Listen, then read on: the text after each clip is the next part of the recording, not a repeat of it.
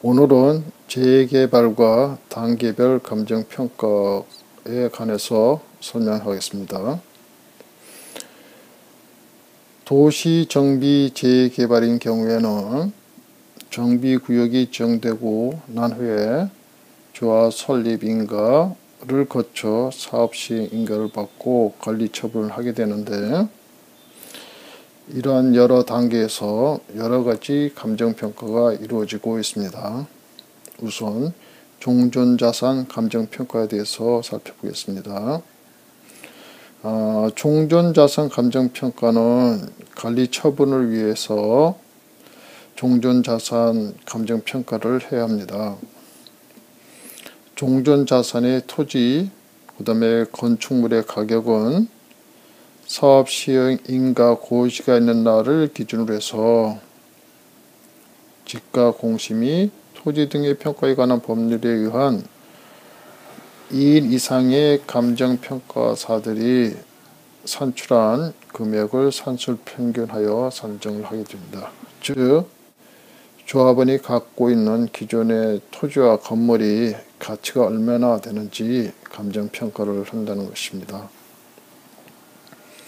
종전자산 감정평가를 할 때는 두 가지 주의할 점이 있습니다. 첫 번째, 지적 공고상의 지목에 불구하고 가격 시점에 있어서의 현실적 이용 상황에 따라 평가를 해야 되며, 임시적 이용 상황은 고려하지 않습니다.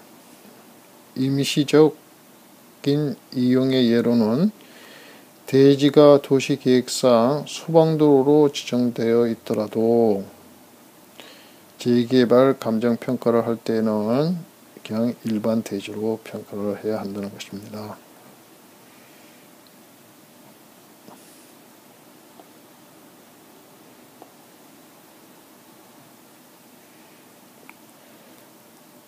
두 번째로 종전자산을 감정평가를 할 때 주의할 사항은 뭐가 있느냐면은, 재개발 내 토지 가격은 사업 단계별로 가격 변동이 심하게 일어나는 경우가 많이 있습니다.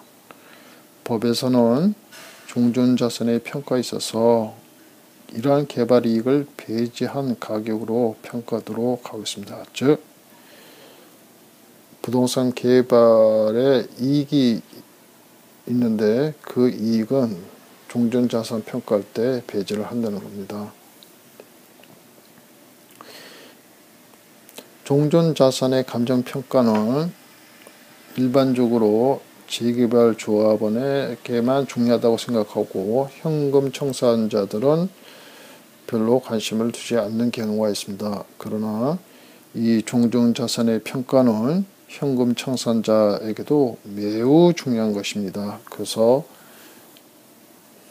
사전에 종전자산 감정평가가 제대로 이루어지고 있는지 현금 청산자들도 관심 있게 지켜봐야 됩니다.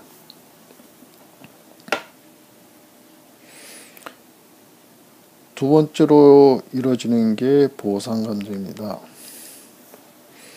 보상감정은 관리처분 계획의 기준에 의하여 분양 대상에서 제외된 자의 토지, 건축물 및 기타 권리는 건축시설의 분양을 보상 조건으로 하지 않고 이를 수용할 수 있습니다. 이를 위해 시행자인 조합은 보상 감정을 하게 됩니다. 즉, 현금 청산자들의 부동산을 사업 시행자가 수용을 할 수 있게 되며, 그 수용할 때의 보상 가격을 산정하기 위해서 보상 감정을 하는 것입니다. 보상 감정은 세 가지 유형이 있습니다. 우선 시행자는 현금 청산자와 매수 협의를 해야 됩니다. 그래서 서로 매도와 매수자가 얼마에 부동산을 넘기겠다, 이것을 협의를 해야 되는데, 만약 이런 협의가 성립되지 않으면은 두 번째 보상 감정을 하게 되는데, 그거는 시행자가 지방토지수용위원회에 재개를 신청하게 되며 서울 같은 경우에는 서울시죠. 서울시 토지수용위원회에 재개를 신청하게 되며 토지수용위원회에서는 보상금을 산정하기 위해서 감정평가를 하게 됩니다. 이것이 두 번째 보상 감정입니다. 만약 현금 청산자가 이에 불복하는 경우에는 현금 청산자가 중앙토지수용위원회에 이의제기를 신청할 수 있습니다.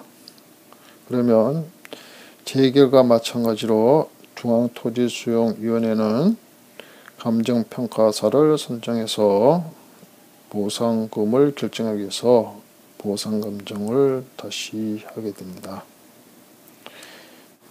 지금까지 재개발 단계별 감정평가에 대해서 설명을 했습니다.